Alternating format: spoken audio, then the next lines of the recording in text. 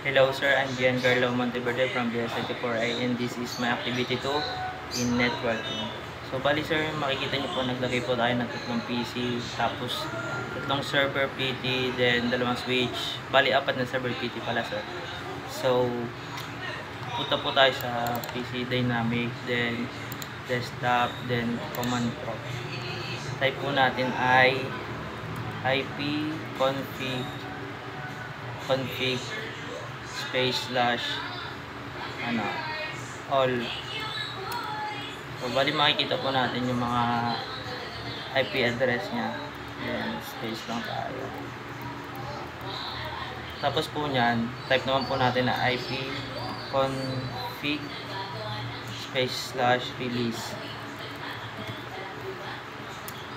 So bali makikita po natin yung IP address din po na ulit natin. Tapos po, ganun lang po ulit, IP config, type lang po ulit natin, then space / renew. Yan. Tayin lang po natin siya.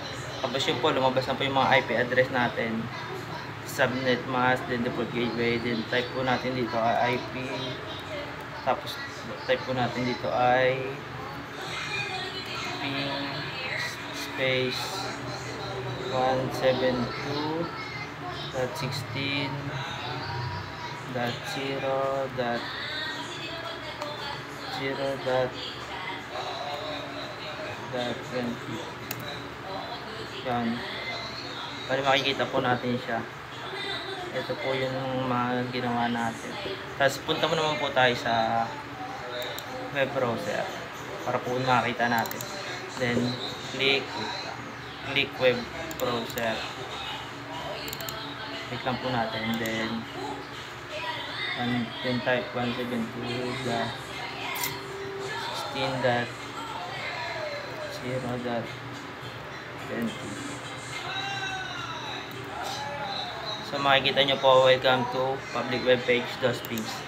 Try naman po natin yung yan, pagtan po natin yung 2930. Go. This is the corporate internal network. I'm Giancarlo Monteverde from BSIT4A. And go. So bali yun lang po sir. Salamat po.